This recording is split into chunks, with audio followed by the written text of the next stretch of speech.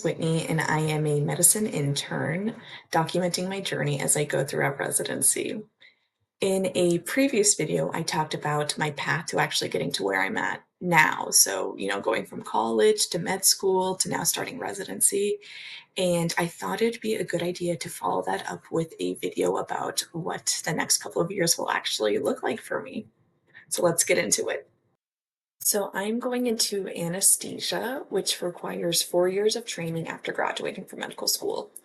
Now, those 4 years are to become a general anesthesiologist. You can do specialization afterwards by going through a fellowship, which is just essentially extra training that you do to specialize. Now, fellowships or specialization isn't unique to anesthesia.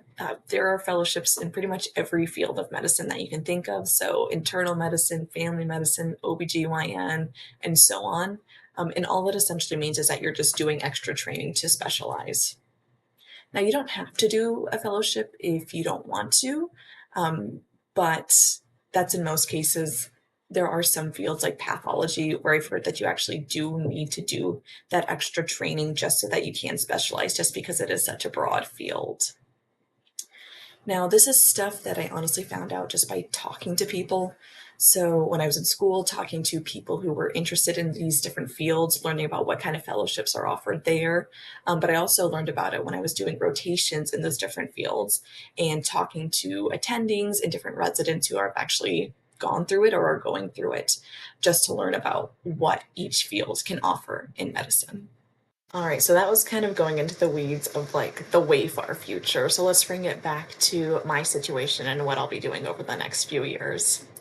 So, like I said before, anesthesia is a 4 year training program after you graduate, but it's not like I'll be doing anesthesia dedicated training the entire 4 years. It's actually only the last 3 years that are solely dedicated to anesthesia. And the first year is like a general foundation medicine kind of year. Now, what gets kind of confusing is there's a lot of different ways that people can get through their intern year and even go into the rest of the training for anesthesia. And I'll go ahead and explain that just because it can be confusing. And I'm going to use a visual to explain that. All right. So as we get into this, I'll just remind everyone that, everybody does an intern year. We're just talking about the different ways that the intern year is incorporated into your entire residency program.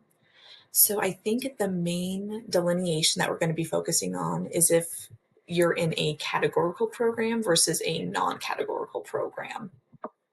So to start, if you're in a categorical program, that just means that your intern year is as at the same program and institution as your advanced years or like your dedicated years. And it comes as a package deal. I think the best way to think about this is as a single unit where you receive your entire training at the same place. So, what this would look like, if you're going into anesthesia, is that your intern year and your advanced years are at the same institution and program. So, like, same university under the Department of Anesthesia. On the other side of that is if you are non categorical. And that isn't really a term that people use. I'm just trying to think of a way to describe it.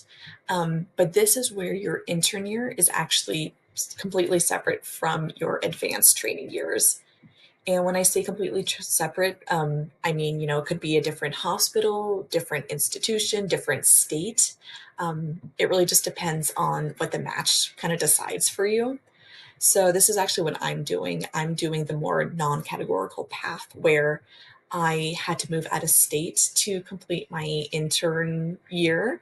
And then at the end of it, I'll be moving back to my home state to complete my advanced training years. It's hard to say which one is the, quote unquote, better path, just because I think it's a really personal thing. Some people prefer to stay at one place for the entirety of their training, and other people might want to break it up. Usually I've seen it for like personal reasons of like, oh, my family's here, so I'd rather have like one more year closer to them before going off and going somewhere else. But again, it's not like there's a right or wrong answer. It's just whatever you think would work best for you. Last thing I'll add about this, just to add one more layer of complexity.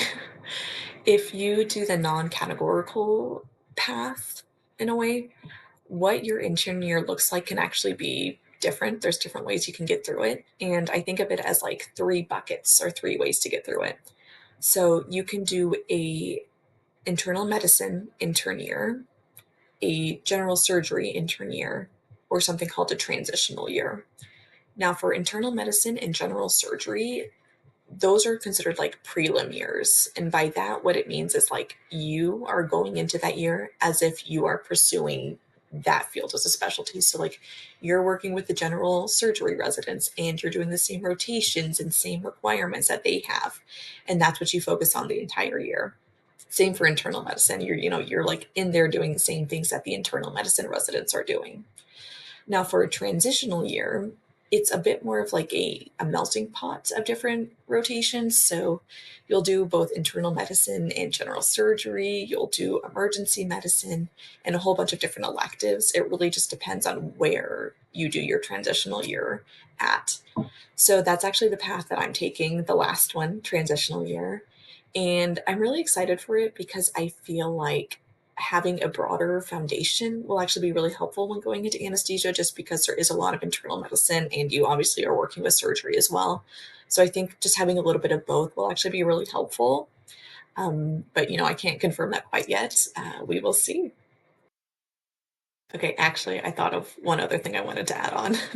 So this pattern of, going from intern year, which can be kind of separate, not within the field, to more advanced dedicated years is not how every residency works.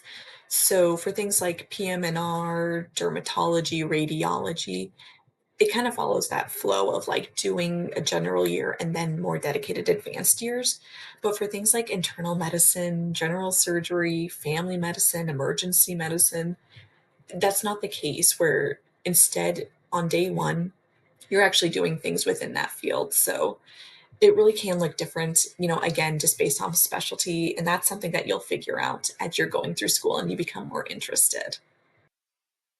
All right, well, that wraps up today's video. Thank you so much for coming along as I described what the next few years look like.